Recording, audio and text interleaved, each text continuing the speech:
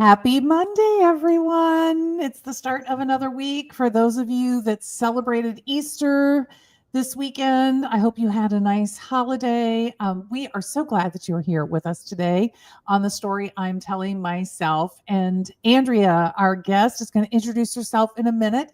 While she's introducing herself, you need to come in the comments and do the same thing. Like, let us know that you're here. Tell us who you are. And remember, this show is with you, not just for you. So feel free to share your comments, ask your questions throughout the show. Andrea Bjorkman, welcome to the story I'm telling myself. Tell everybody who you are. Well, thank you so much, Rita, for having me. And I love getting started my Monday morning, being with all of you. And I love the interactivity with this podcast.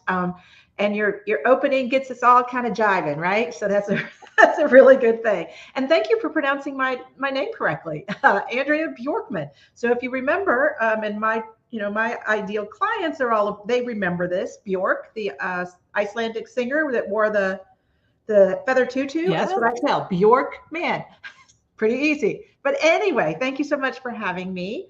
I am the CEO and co-founder of Find Your Fizz. So I hate to always say this because then you'll know exactly how old I am. So in 2018, at the age of 58, I was given an offer I could not refuse. So I left my corporate career at a Fortune 50 company as an exec. It was just an offer that I could not turn down. It was something that was unplanned, and I'm a planner, so that made it really tough. But I thought, you know what? I've done this. I've made moves in my lifetime. I've gone through a lot of transitions, both professionally and personally. I can do this. Well, it was harder than I thought. I went back into the job market. One thing I knew is that I wasn't done yet. So I went back into the job market. I knew that ageism was an issue. Well, I lived it. It's real, and especially for women. So I joined. I kept that kind of going, but I joined a startup with a bunch of folks from all over the world that I had never even met. And then that was during COVID. And that just kind of gave me that entrepreneurial kind of bug. And Rita, I know you can relate to this as well as many of our listeners. And so then that didn't work out, learned a lot, and then started with a co-founder, an ex-colleague of mine, Find Your Fizz. And it's all about helping women 40 plus with their primarily professional life transitions.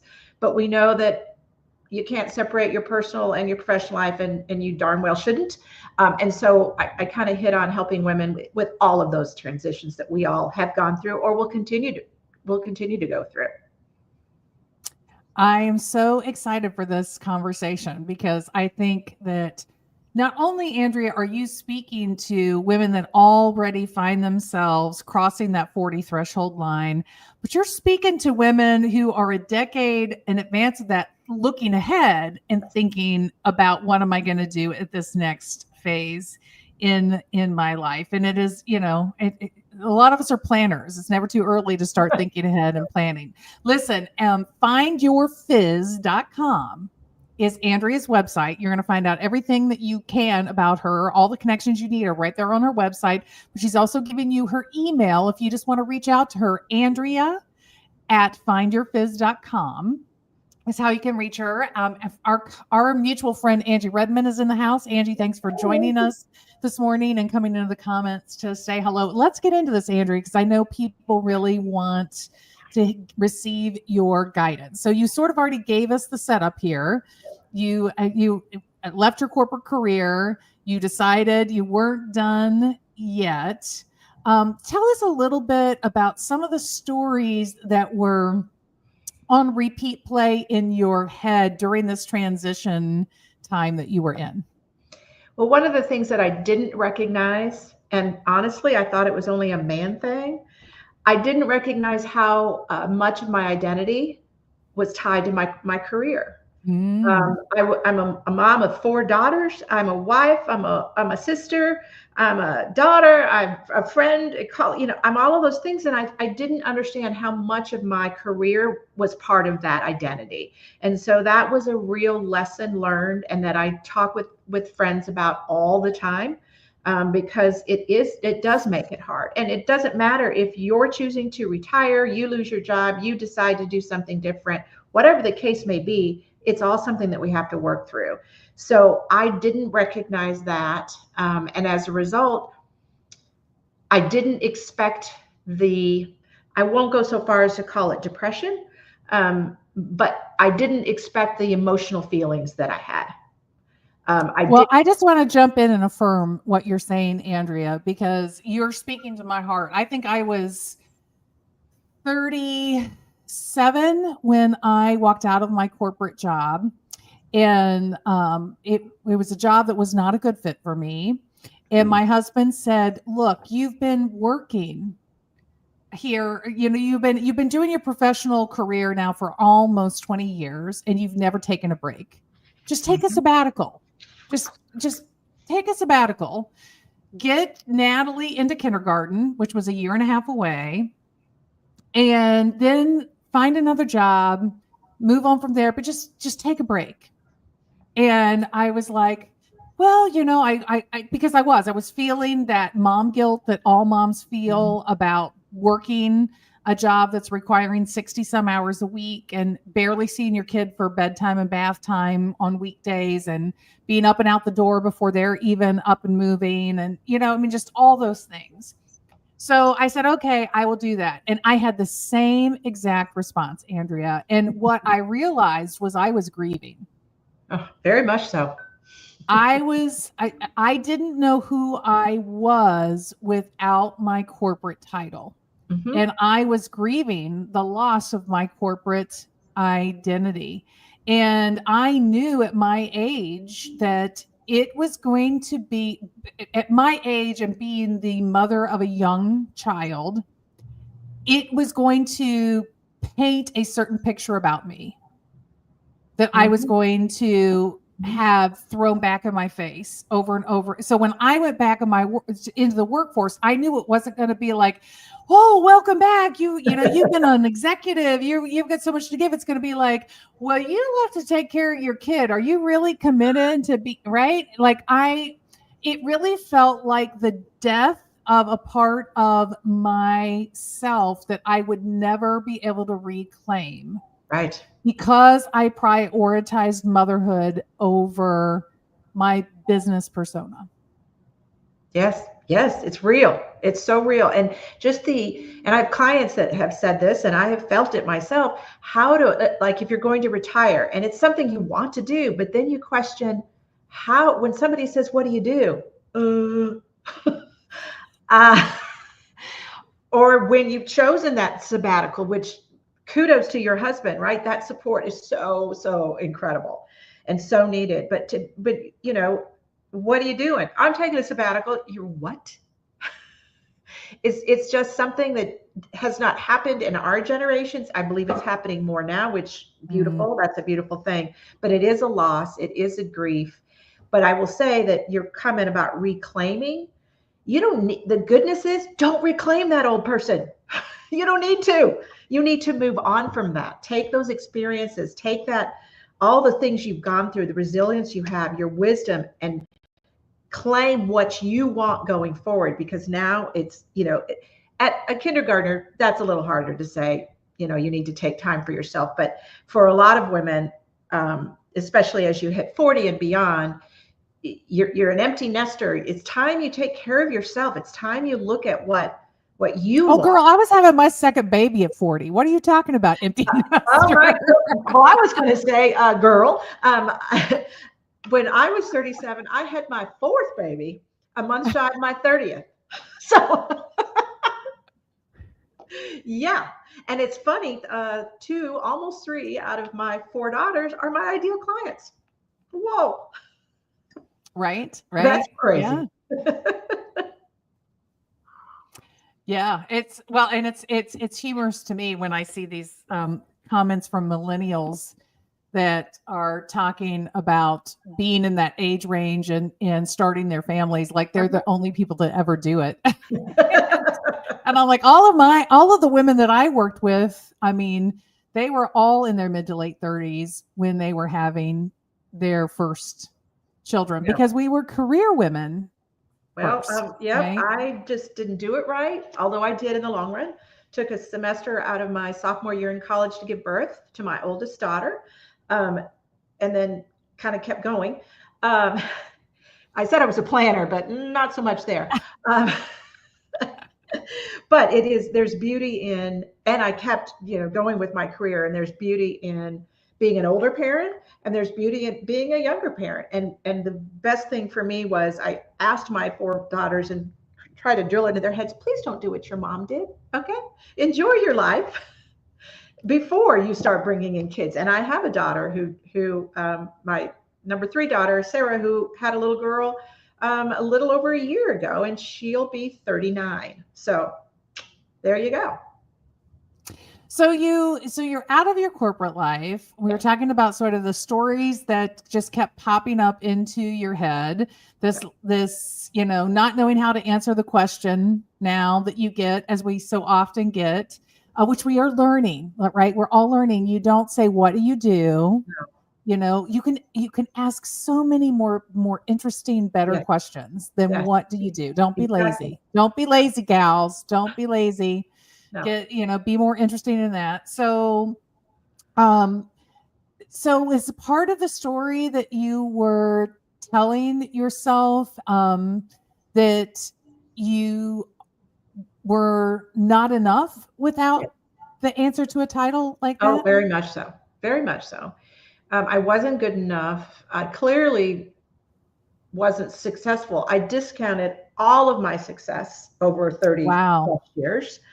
Um, and that was, I would say, a good 4 to 5 months after I made the decision, right?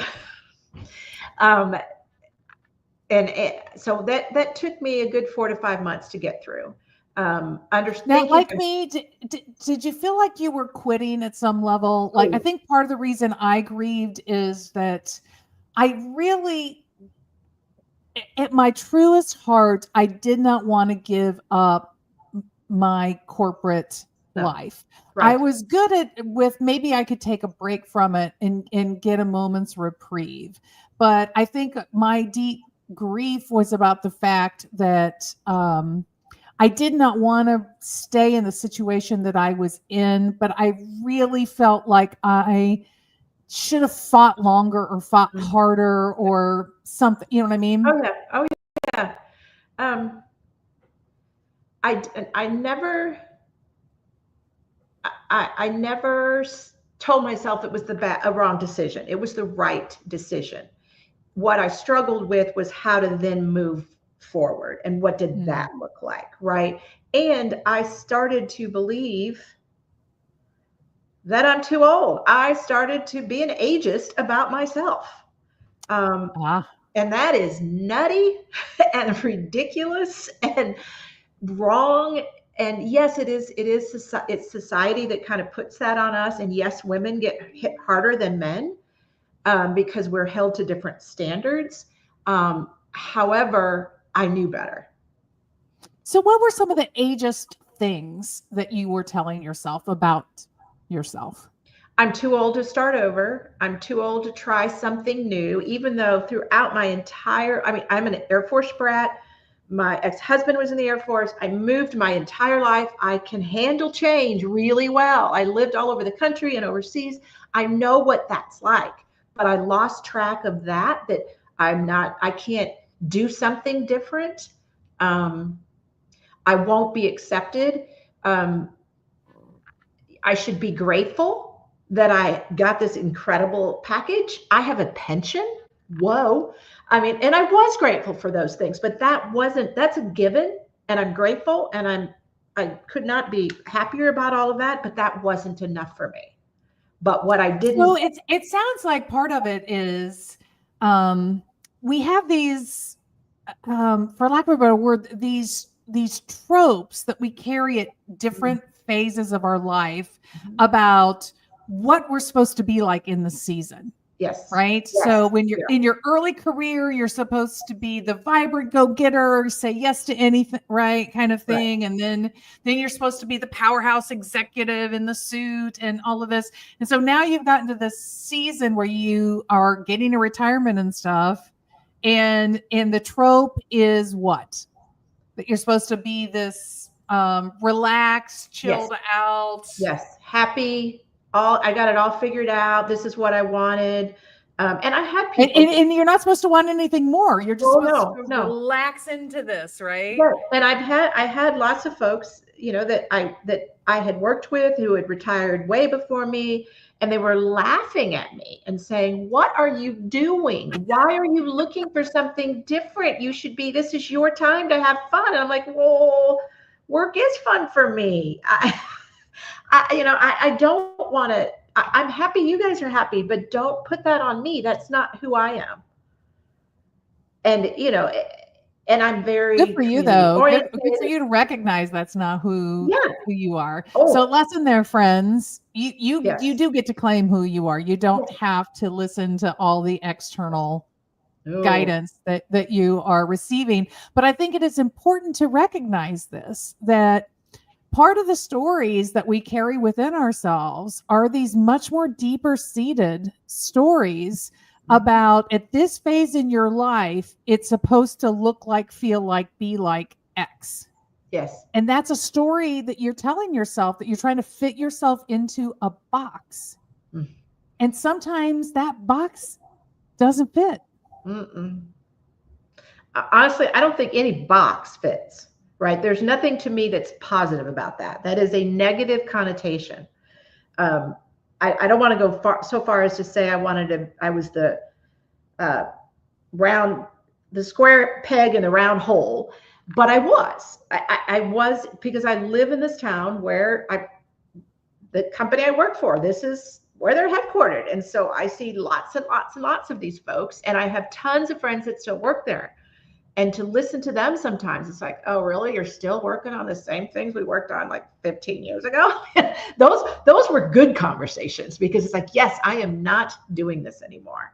But it was when I finally figured out that, hey, wait a minute, all the coaches and mentors and the bosses, all the people I had in my life that helped me and brought so much wisdom, their wisdom, and shared it with me, that I took on. I have what it takes. I have the wisdom. I have the experience. I have the resilience. Just go for what you want. Figure that out. You will. Each and every time I made a move in my life, whether I was a kid or an adult, and a parent moving your kids, I will tell you, is a lot harder than being the kid being moved. A lot more guilt, right? And so I had all of those. I had all that experience. I had all the successes. I had the failures that I'd learned from. Once I got there, it's like, I can do this. And I started, as I said, with a startup, and then moved on, and now with this company, and trying new things in different ways that I could never have done in my corporate career. And you know this, right? We had scripts, and I would do presentations across the company, and I had to have them go through legal and compliance. And then, everything had to be very, very much scripted. And I had to go in the green room and have my makeup put on. It was just like, oh my God. And you had to have everything prepared. You couldn't take a risk. You couldn't, like I do now. If I start talking about something that I want to, a course I want to put together, or a webinar I want to offer, I'll start talking about it before I've even created it. Wow. And that was a huge, huge transition for me, because you didn't get away with that in the company I worked for. It just doesn't. And you don't in most corporate companies. And I get why. However, there's a happy medium somewhere if you're still in the corporate world. You can't take the risk that we take now. So in stages of transition like this, I think that you're getting to something that is very fascinating. And that is that we carry rules forward into our transition with us. Yeah. That we're unconsciously bringing along. And they often start to confine possibilities in ways that are that could be freer. Yes. We could have a lot more freedom, but we carry. So how did you begin to recognize that that's what you were doing to yourself? It was honestly working with my coach. who helped me, and just aligning myself with folks that are doing similar things or that I aspire to do and listening to them. It's all about learning from others. I think it's important, and it depends on the person. Some of my clients, most of my clients need to bring those rules in, but they need to be aware of it. And I help them do that, because otherwise, if you're one of those people like I am, like you are as a planner, and you need to kind of know what's in front of you, that could completely throw you off. If you just said, I'm just starting all over up fresh, that could be really scary. However, I can think of one past client in particular who, she didn't work well in the corporate setting because she didn't think that way. She was better as an entrepreneur. She grew a startup. I mean, she did incredible things because she didn't have any rules. She could be who she is. But it's really about being aware of who you are, knowing what those stories are in your head, and figuring out, and always being aware of that, and questioning yourself. Okay, am I saying no to this or doing it this way because of my old stories in my head, or does it really make sense? And it just, and getting that input. So what is one of the biggest permissions that you gave yourself as you stepped into this entrepreneurial journey? And what was the counter narrative in your head that you were turning the volume down on? It was to take the risks, to not go out there fully prepared. I'm a learner. I love to learn. I think, the best part of learning is applying what you've learned. Many times when you fail, if you apply that, that's one of your biggest lessons. So that's what I kept telling myself.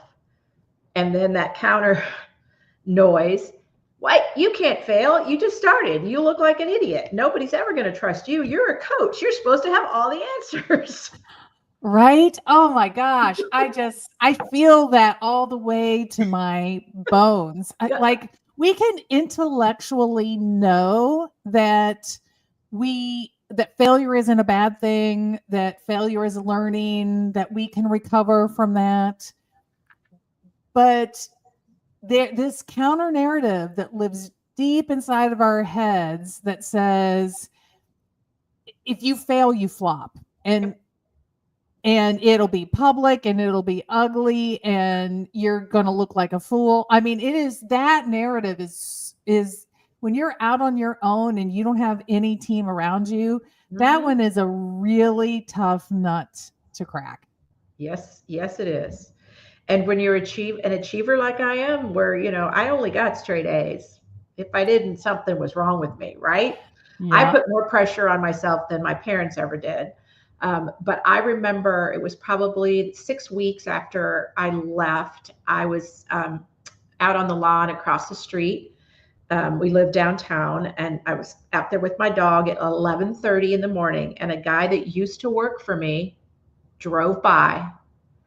I put my head down. I saw him coming. I put my head down. The darn guy honked and waved.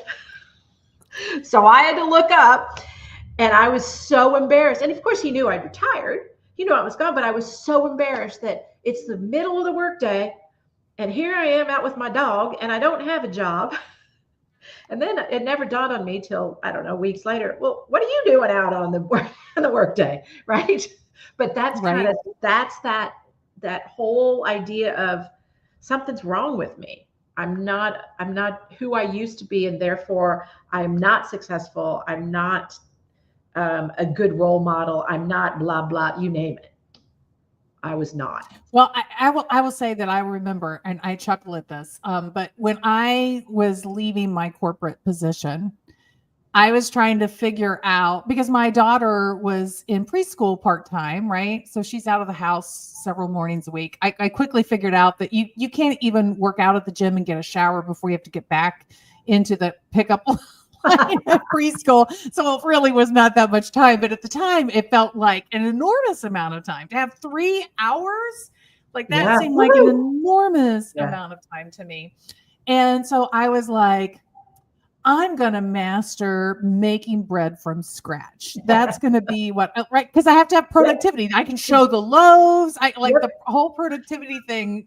It'll be right Yep. there in front of me. Yep. And I epically failed. I do not have the patience or the interest. I Yeah. just fully do not have the interest in baking bread, and that went nowhere very fast. Unless I could add sugar to the dough to make it rise faster, just wasn't in for that long process. But it's funny because it's about the productivity, Yeah. Oh yeah. Oh and yeah. we carry a lot of narratives that Uh-huh. we don't even recognize about productivity and value. Right. Oh And yeah. in Definitely. conflating and equating the two as one. Yeah. And the vast majority of the time, we put it on ourselves. Now, we get some of it from the people that are in our lives, good, bad, or indifferent, society in general, but we are the hardest critic, right? And as sad as that is, it's to me more exciting because we can change that behavior. We can change that thinking if we choose to. So it is a journey, and so this first biggest thing was about giving yourself permission to not fall into the trope of retirement, to Right. allow yourself to play the game differently, right? Then Right. finding your space is entrepreneurship, something very different. Look, Andrea worked in a highly regulated insurance industry. Yes. So you couldn't get you in many ways you can't get further from entrepreneurship than where her corporate career was. So this was a pretty major permission and change to step into, right? So you let yourself step into entrepreneurship, give yourself permission to take more risks. Where are you today, Andrea? What are some of the new where have you evolved to in terms of some of your internal narratives that you are breaking through at this moment? Oh, I love that question. So I feel good taking risks. Um, there's still that little feeling in the back of my head that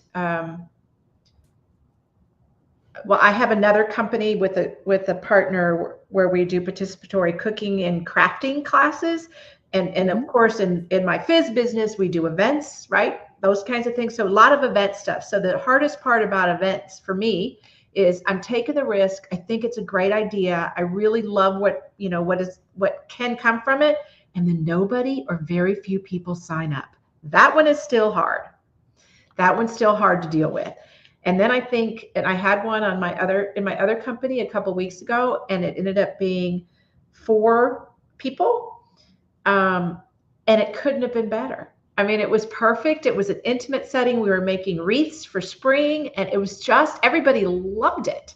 So I bet it's not about the crowd size. I don't even want to get into that whole conversation, but it's about understanding that if even it's not about how big of an impact as far as numbers of people as much as it is now what I remind myself is if I am connecting with one woman and I can help her and make her feel more confident and be willing to take risks and do something different and be happier in their lives, whew, I've done it, right?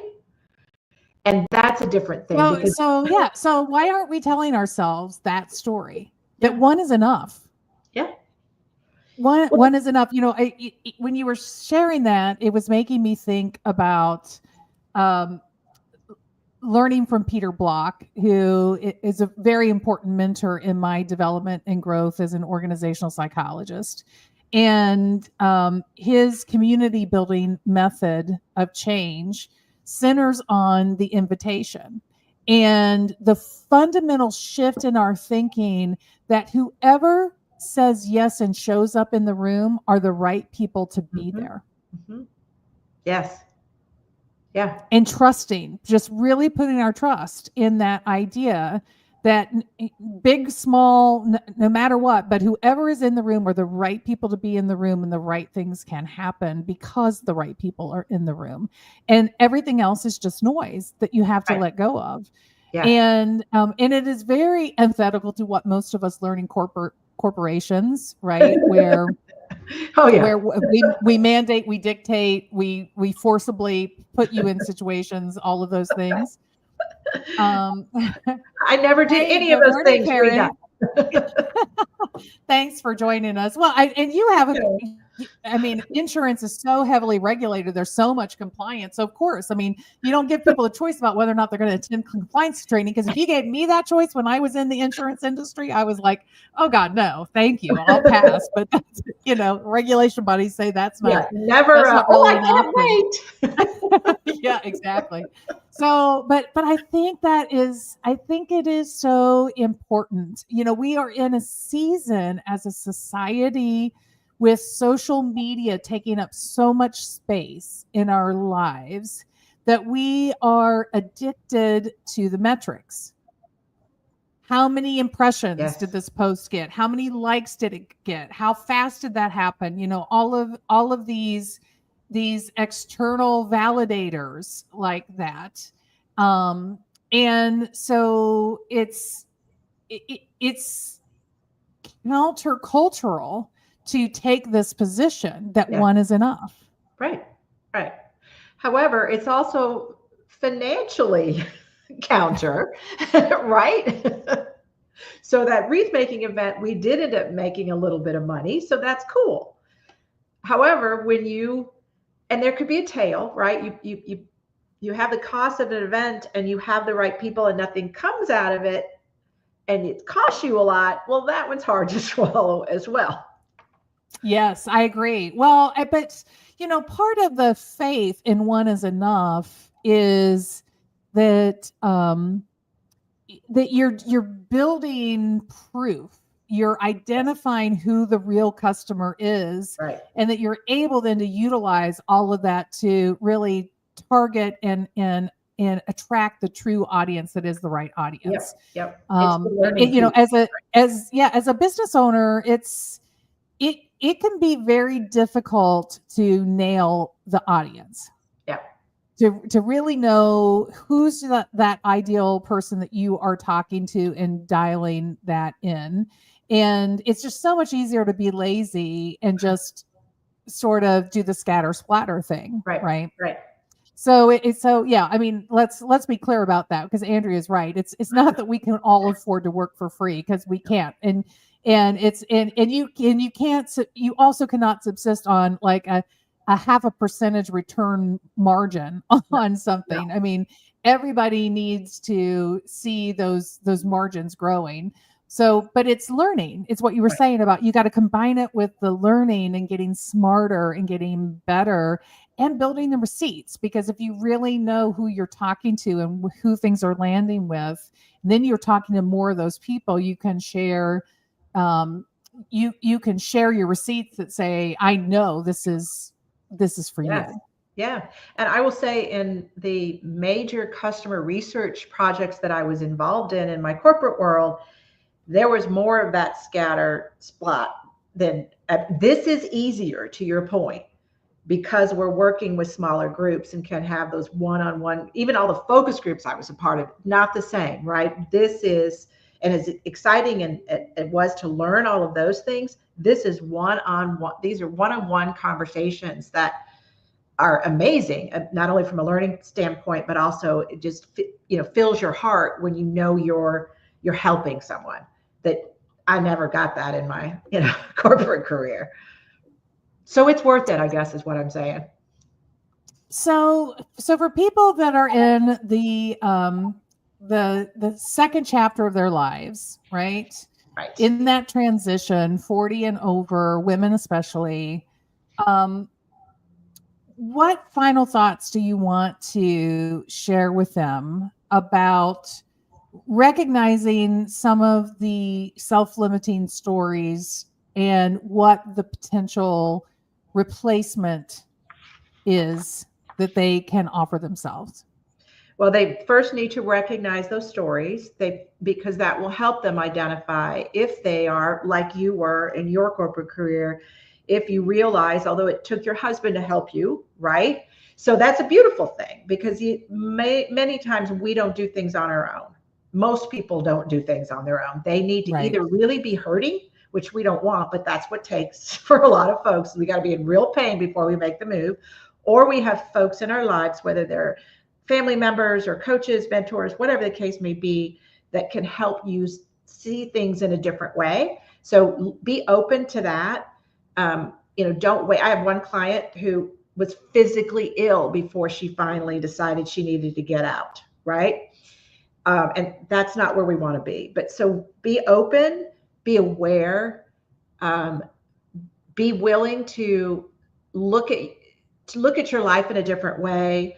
Identify, a lot of times people don't get into careers because of their passions or their values. They get into careers for different reasons altogether. And maybe you don't know what those things are, your values, your passions, your dreams. Start thinking that way.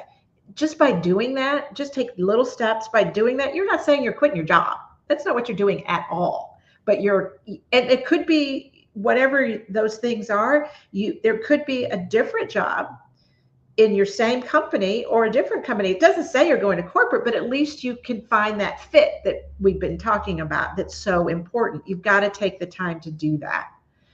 It can really open your eyes. Give yourself credit for the experiences that you have and help understand these experiences, these skills. If you identify something that you really are passionate about, what I take my clients through is helping them see what other things are out there, how your skills and experiences can match with that. Maybe these are the things you need to do. It's to get more developed in a certain area. It's a lot of the things that I used to do, in my corporate career, is helping people find that right fit, and then developing them in order to get them to where they wanted to be. But so it's not all that different. If you're already in corporate, just apply it to yourself and yourself only, and don't let all of those corporate rules cloud your thinking, because those rules are there for a reason, and they're not always just for you, that individual. They've got to be there for as a company as a whole. So look at those. You're not starting something brand new. You're just looking at it from a different viewpoint, which is yours, and you deserve to do that. I just want to add a couple of things to what Andrea is saying, that from my experience. If you find yourself feeling unsettled about where you are at this mid stage of your career, and the story you're telling yourself is, I just have to. Mm-hmm. I just have to get through a couple more years of this. Yeah. I just have to, right?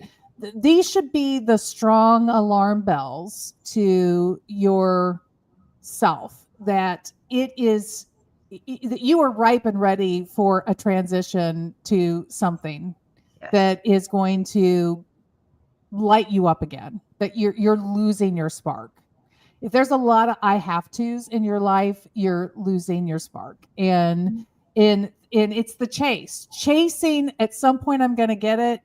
You're not going to at some time get it unless you decide what it is and you intentionally start to go after it. Yes. But you can't just keep chasing if just enough time goes by, if just circumstances shift without you doing anything like that, that's the chase that'll just kill your soul. Stop killing your soul. Yeah, don't kill your soul. She deserves better than that. Yes. And then the second thing that came to mind as Andrea was talking is the other side of that coin is when you're sort of in the coulda, shoulda, woulda conversations. Well, if I would have done this, if I should have done this, you are not in a place where your story is over. So you don't need to spend that much time looking backwards. Mm-mm. You're looking in the rearview mirror at this point is only slowing you down and holding you back. The best is ahead of you. Right. So shift your focus forward, let go of the history. And like Andrea said, lean into all the strengths that you're bringing with you. Yeah. this is the best time of your life. It's the time to finally dream. Maybe you never had that spark because you just took a job because you had to, and you just kept going because I can't give it up. I have to be grateful, blah, blah, blah, blah, blah. Well, the world has changed.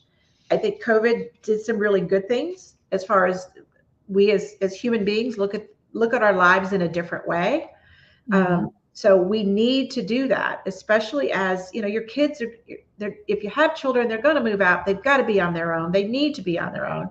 What are you doing? What is happening with you? Where are you finally going to do something for yourself?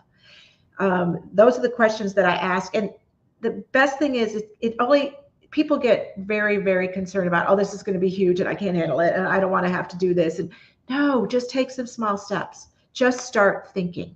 And maybe you think about something that you are passionate about. You can't leave your corporate career right now from a financial standpoint, but you could do a little side hustle, right? And see, there's so many different ways of looking at it.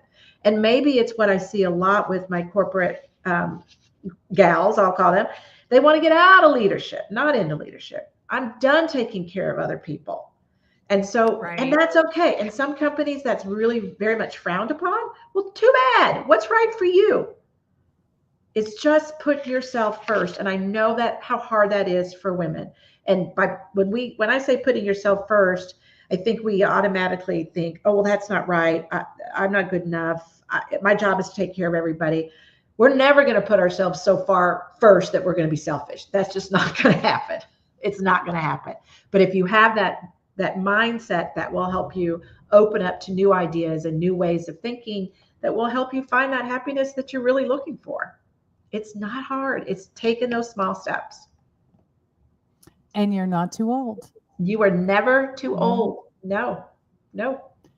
All right. This has been a delightful conversation, Andrea, but we are at the end of our time. Thank you, Angie, Karen, and everyone else that joined us today. If you're listening to this in replay, feel free to leave us a comment, question. We'll be happy to answer those. Just a reminder, coming up next this week. So we have on Thursday, Jen Whitmer is coming at 2 p.m. Eastern, 1 p.m. Central, and we are going to talk about the story we tell ourselves that we just got to play by the rules and life will take care of itself, and why sometimes that lets us down.